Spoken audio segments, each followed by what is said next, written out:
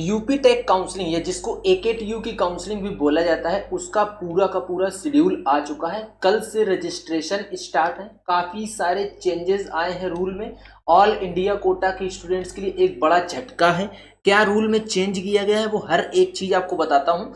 Channel पे अभी भी नए हो, चैनल को सब्सक्राइब करके रख लो, क्योंकि काउंसलिंग जो आपकी चलेगी अब उसमें ये चैनल बहुत ज़्यादा इंपॉर्टेंट रहने वाला है। सारी काउंसलिंग में कवर करूँगा, ठीक है। वीडियो पसंद आए तो वीडियो को लाइक भी करना। जो राउंड 1 से लेके राउंड 4 तक जो भी काउंसलिंग चलेगी वो ओनली स्टेट कोटा के स्टूडेंट्स के लिए चलेगी। दैट मीन जिनके पास होम स्टेट कोटा है उनके लिए काउंसलिंग होगी। होम स्टेट कोटा के लिए दो एलिजिबिलिटी चाहिए, या तो आपने 10th एंड 12th दोनों यूपी से कर रखा हो तो आपको होम स्टेट का कोटा मिल जाएगा। अगर आपने 10th एंड 12th दोनों यूपी के बाहर से कर रखा है तो आपके पेरेंट्स के पास डोमिसाइल होना चाहिए। पेरेंट्स के पास डोमिसाइल होना चाहिए तो आपको होम स्टेट का कोटा मिल जाएगा। पेरेंट्स में मदर या फादर किसी कोई भी अगर एक यूपी का डोमिसाइल है तो आपको यूपी का होम स्टेट कोटा का डोमिसाइल, होम स्टेट कोटा का बेनिफिट मिल जाएगा। अब देखिए राउंड 1 के लिए क्या शेड्यूल आया है, राउंड 2 के लिए, राउंड 3 के लिए, राउंड 4 के लिए। सबसे पहले मैं शेड्यूल डिस्कस करने से पहले आपको बता देता हूं कि राउंड 1 से लेके राउंड 4 तक आपको जो रजिस्ट्रेशन के लिए अपॉर्चुनिटी मिलेगी वो सिर्फ और सिर्फ राउंड 1 में ही रजिस्ट्रेशन होगा। Round 2, round 3, round 2, round 3, round 4 में कोई फ्रेश रजिस्ट्रेशन नहीं होंगे। No fresh registration. तो अगर आप एकेटीयू की काउंसलिंग में पार्टिसिपेट करना चाह रहे हो तो अभी रजिस्ट्रेशन करो, जो ये रजिस्ट्रेशन विंडो ओपन हुआ है। इसमें क्लियरली लिखा है only for JEE candidates. That means ये सिर्फ बीटेक के लिए काउंसलिंग स्टार्ट हुई है। अगर आप बी फार्म, डी फार्म की काउंसलिंग करना चाह रहे हो, बीएसएमएस की काउंसलिंग करना चाह रहे हो तो वो सबका शेड्यूल अलग से आएगा। और क्या लिखा है, पासिंग 10+2 फ्रॉम यूपी और या फिर आर डोमिसाइल ऑफ यूपी, जो मैंने आपको ऑलरेडी बताया कि या तो आपने 10+2 यूपी से किया हो या डोमिसाइल हो आपके पास यूपी के लिए। तो राउंड 1 का registration, payment of fees, document upload, this is the only opportunity for registration in regular rounds of counselling. Registration not allowed in round 2, round 3, round 4। Again retreat कर रहा हूं, अगर आप एकेटीयू की काउंसलिंग में पार्टिसिपेट करना चाह रहे हो तो राउंड 1 में ही रजिस्ट्रेशन जरूर कर लो, नहीं तो राउंड 2, राउंड 3, राउंड 4 में रजिस्ट्रेशन का ऑप्शन नहीं मिलेगा। रजिस्ट्रेशन की स्टार्ट डेट कल से, दैट मीन्स 25 मई 2026 से स्टार्ट होगा और ये 15 जून 2026 तक चलेगा। अच्छा खासा आप लोगों को टाइम दिया गया है। डॉक्यूमेंट वेरिफिकेशन स्टार्ट हो जाएगा 28 मई 26 से 20 जून 26 तक चलेगा document verification. Response to queries, round 1 अगर कोई क्वेरी रहेगी तो उसका रेस्पॉन्स 20 जून तक रहेगा, 25 मई से 20 जून तक। Document verification of responses to queries 25 मई से 20 जून तक ये भी रहेगा। Online choice filling and locking, देखिए लॉक करना आपके लिए मैंडेटरी है, मतलब आपको चॉइसेस लॉक करनी ही करनी है। ऑनलाइन चॉइस फिलिंग 22 जून से स्टार्ट होगी। मई में आपका भी रजिस्ट्रेशन चलेगा लेकिन 22 जून से ऑनलाइन चॉइस फिलिंग स्टार्ट होगी और 25 जून तक चलेगी। 3 दिन आपकी ऑनलाइन चॉइस फिलिंग ओपन रहेगी। यही वो पॉइंट है जहां से आपको ये डिसाइड करना है कि आपको कौन से कॉलेज में जाना है, कौन सी ब्रांच आपको लेनी है। सीट अलॉटमेंट जो राउंड 1 का आएगा वो 27 जून 2026 को सीट अलॉटमेंट आ जाएगा।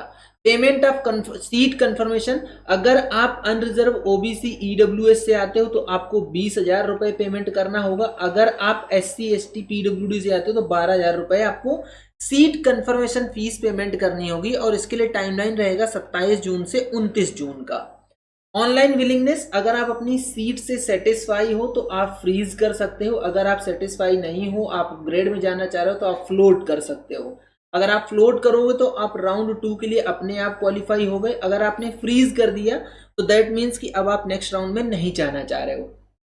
इसका जो ऑप्शन रहेगा वो 27 जून 2026 से 29 जून 2026 तक के लिए ये अपडेट रहेगा। अब मैं आप लोगों को ये दिखा देता हूं कि यहाँ पे एलिजिबिलिटी क्या है, रजिस्ट्रेशन फीस क्या लगने वाली है, वो हर एक चीज मैं आपको बता देता हूं। दिखाना क्या, इसका पूरा ब्रोचर रिलीज हो गया है, मैं यहीं पे लिखूंगा, आप लोग उसको ध्यान से देखिएगा ताकि आपको ये पता चले कि यहाँ पे क्या रजिस्ट्रेशन फीस लगेगी, आपकी एलिजिबिलिटी क्या है, आप एलिजिबल हो भी इस काउंसलिंग में पार्टिसिपेट करने के लिए कि नहीं एलिजिबल हो।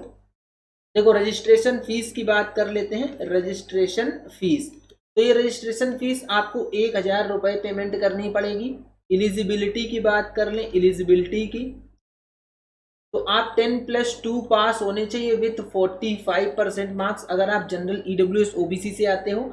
अगर आप एससी एसटी कैटेगरी से आते हो तो आपके पास 40% मार्क्स होने चाहिए। पीसीएम होना चाहिए आपके पास, फिजिक्स केमिस्ट्री एंड मैथमेटिक्स। ये बेसिक एलिजिबिलिटी है यहाँ पे आपको काउंसलिंग में पार्टिसिपेट करने की। जो आपको सीट अलॉटमेंट होगा, सीट अलॉटमेंट जो होगा वो होगा on the basis of JEE main CRL rank. याद रखिएगा आपको कैटेगरी का बेनिफिट मिलेगा, लेकिन जो सीट आपको मिलेगी वो आपकी सीआरएल रैंक पे ही अलॉट होगी, कैटेगरी रैंक पे आपकी सीट अलॉट नहीं होगी।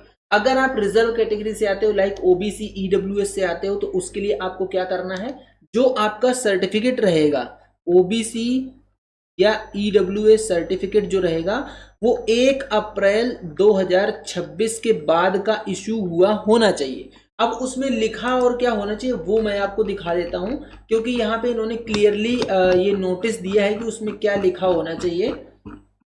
जो इनका ब्रोचर है उसमें इन्होंने लिख के दे दिया है इस बार एकेटीयू ने, तो वो आपको दिखा देता हूँ सो दैट कि आप लोग इस चीज को समझ पाओगे। ये देखो, ये यहाँ पे लिखा है, note that the certificate for OBC candidate should be issued on or after 1 April 2026 stating इनके माता पिता की निरंतर 3 वर्षों की अवधि के लिए सकल वार्षिक आय 8 लाख रुपए या इससे अधिक नहीं है, तथा इनके पास धनकर अधिनियम 1957 में तथा विहित छूट सीमा से अधिक संपत्ति नहीं है। ये चीज आपको ओबीसी सर्टिफिकेट में मेंशन भी करवानी है। अब ये लिखा है mandatory due to condition of creamy layer for OBC. OBC में 2 तरीके की चीजें चलती है ना, एक ओबीसी एनसीएल चलता है, नॉन क्रीमी लेयर चलता है। तो जो बच्चे ओबीसी एनसीएल में आते हैं उनको कैटेगरी का बेनिफिट मिलता है, और जो ओबीसी एनसीएल में नहीं आते हैं उनको कैटेगरी का बेनिफिट नहीं मिलता है। सेम ईडब्ल्यूएस के लिए certificate for EWS candidates should be valid for academic year 2026-27। मतलब जो आप ईडब्ल्यूएस सर्टिफिकेट बनवाओगे वो आपका एकेडमिक ईयर 2026-27 के लिए वैलिड होना चाहिए। ठीक, ये आप लोगों की ये कैटेगरी की बात हो गई। अब मैंने स्टार्टिंग में ही बोला था कि ऑल इंडिया कोटा के स्टूडेंट्स के लिए एक झटका है, तो वो आपको झटका दिखा देता हूं। क्या झटका है? Seats available in special round counseling are also open to the candidates who have passed the qualifying examination from any institution located outside UP and whose parents, both father and mother, are not domicile of UP, subject to the eligibility condition given in this information brochure। अगर आप सारी eligibility qualify करते हो, satisfy करते हो, fulfil करते हो, उसके बाद भी अगर आप ऑल इंडिया कोटा से आते हो तो भी आप अप टू राउंड 4 तक काउंसलिंग में पार्टिसिपेट नहीं कर सकते हो। राउंड 5 इंटरनल स्लाइडिंग होगा, तो आप स्पेशल राउंड 6 और राउंड 7 ये 2 राउंड ओपन फॉर ऑल रहेंगे, ओपन फॉर ऑल। आप किसी भी स्टेट से आते हो तो आप राउंड 6 और राउंड 7 में ही पार्टिसिपेट कर पाओगे। इस चीज को आप लोग ध्यान रखिएगा। इसमें क्या हो गया, एक बहुत बड़ा लॉस हो गया बच्चों का, जो गवर्नमेंट कॉलेजेस में जनरली आया करते थे उनके लिए एक सेटबैक हो गया। इवन यूपी के प्राइवेट कॉलेजेस में भी इसकी वजह से थोड़ा सा कंपटीशन बढ़ गया है। अब मैं आपको फिर से लेके चलता हूं अपने शेड्यूल में, राउंड 2 की बात बताता हूं। अब देखिए राउंड 2 में क्लियरली आप लोग ये समझ लीजिए कि यहाँ पे सीधा लिखा है online choice filling, alteration and locking, मतलब registration not allowed, registration not allowed, registration not allowed. Round 2 में रजिस्ट्रेशन नहीं अलाउड है, इसीलिए मैं बोल रहा हूं राउंड 1 में ही रजिस्ट्रेशन कर लो। अब यहाँ पे आप चॉइस को एल्टर भी कर सकते हो, अभी आप राउंड 2 में चॉइसेस एल्टर कर सकते हो। फिर ये राउंड 2 का पूरा शेड्यूल आ गया। इसके बाद अब आ जाइए राउंड 3 में, जो चेंजेस हैं, न्यू रूल आए, वो आप लोगों को बता रहा हूं। राउंड 3 में क्या है, कोई यहाँ पे भी fresh registration not allowed, fresh registration not allowed. लेकिन एक और चेंज है यहाँ पे, वो क्या चेंज है, online choice locking, last option to change the choices field will also be treated for further rounds including internal sliding. समझिए आप लोग, राउंड 3 में जो आप लोग चॉइस फिल कर दोगे, चॉइसेस फील्ड जो होंगी राउंड 3 में वही आपकी राउंड 4 में काम करेंगी, वही आपकी राउंड 5 में काम करेंगी, जिसको इंटरनल स्लाइडिंग बोला गया है। इंटरनल स्लाइडिंग बोला गया है। राउंड 5 प्योरली इंटरनल स्लाइडिंग होता है।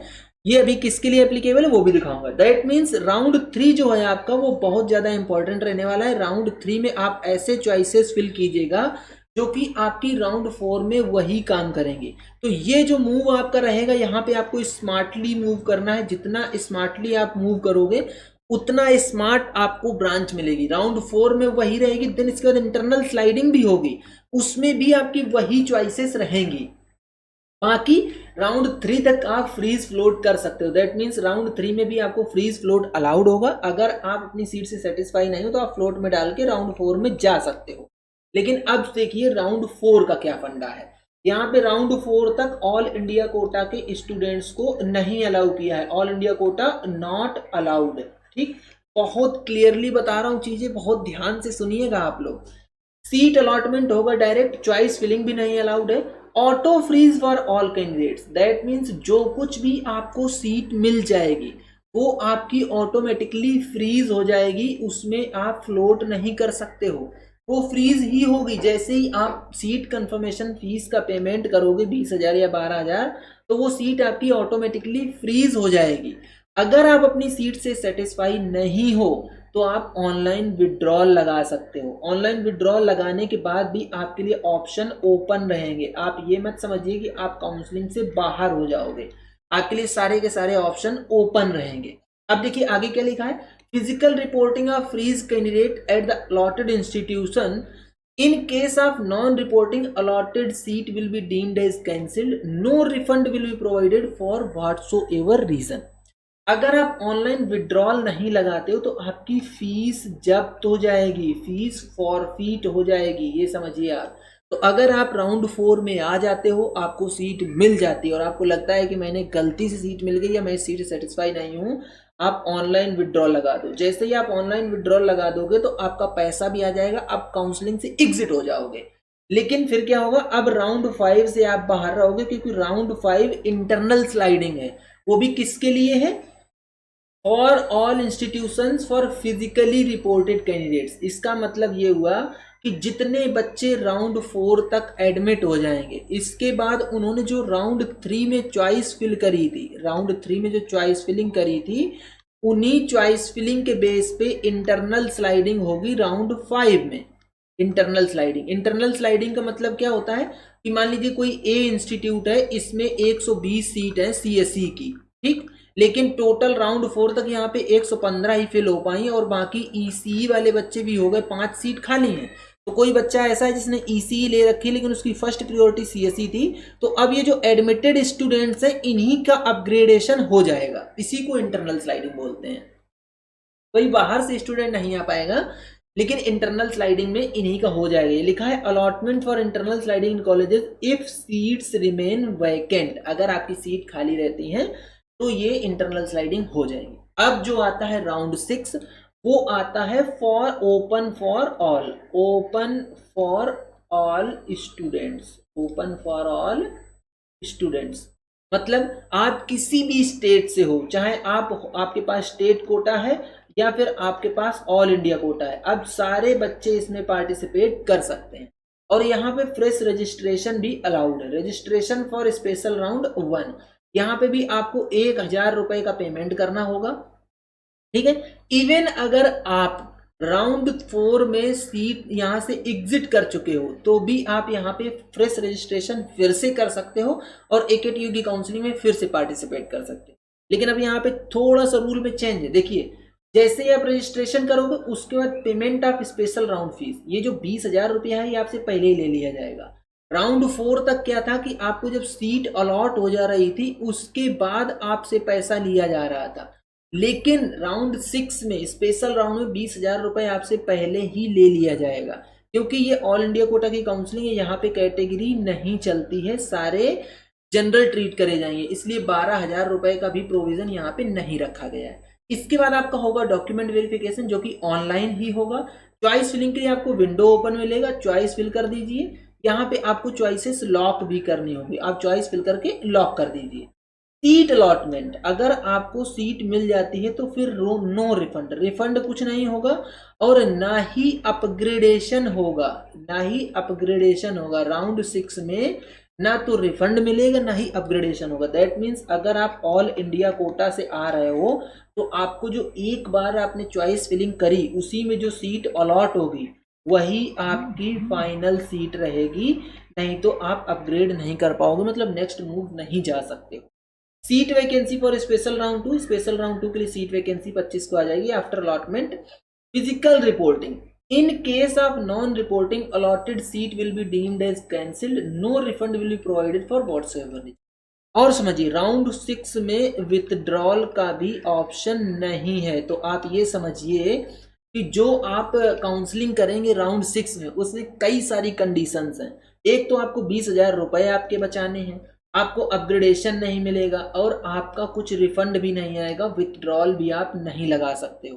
तो ये काउंसलिंग बहुत सोच समझ के आपको करनी है। इसके बाद आता है स्पेशल राउंड 2, यहाँ पे भी रजिस्ट्रेशन फॉर स्पेशल राउंड 2, आप राउंड 2 में रजिस्ट्रेशन कर सकते हो। Candidates with seats allotted earlier and not withdrawn will not be allowed. Same यहाँ पे भी है राउंड 6 में, अगर आपको राउंड 4 तक सीट मिल गई है और आप सीट कोई होल्ड कर रहे हो तो आप राउंड 6 में भी पार्टिसिपेट नहीं कर सकते हो। अगेन राउंड 7 में अगर आपके पास कोई सीट होल्ड है तो आप नहीं पार्टिसिपेट कर पाओगे। अगर आपने विड्रॉ लगा दिया है, विड्रॉल कर लिया है, तो आप राउंड 7 राउंड 6 में एलिजिबल हो पार्टिसिपेट करने के लिए। 20,000 का पेमेंट करो, डॉक्यूमेंट वेरिफिकेशन कराओ, चॉइस फिलिंग करो, सीट अलॉटमेंट होगी, no refund and physical reporting आपकी हो जाएगी। ये आप लोगों का पूरा शेड्यूल था जो मैंने आपके सामने डिस्कस किया, और इम्पॉर्टेंट रूल्स थे जो चेंजेस आए हैं, इम्पॉर्टेंट रूल्स में जो चेंजेस हैं वो मैंने आप लोगों के सामने डिस्कस कर दिए। अब एक बहुत बड़ी चीज निकल के आती है, वो ये है कि इसके टॉप कॉलेजेस कौन से हैं। AKTU के top colleges, AKTU top colleges कौन से हैं गवर्नमेंट के, प्राइवेट के कौन से टॉप कॉलेजेस हैं, गवर्नमेंट स्लैंड प्राइवेट दोनों कौन कौन से टॉप कॉलेज हैं, कितने रैंक तक आपको कहाँ सीट मिल जाएगी, कौन सा कॉलेज का क्या रिव्यू है, प्लेसमेंट क्या ऑफर होता है, वो कॉलेज अपना डेटा सही दे रहा है कि नहीं दे रहा है, इन सब की डिटेल जानकारी के लिए आप करियर सपोर्ट जेई के हेल्पलाइन नंबर पे व्हाट्सएप करो। हेल्पलाइन नंबर आप लोगों को यहाँ लिखा हुआ दिख रहा है।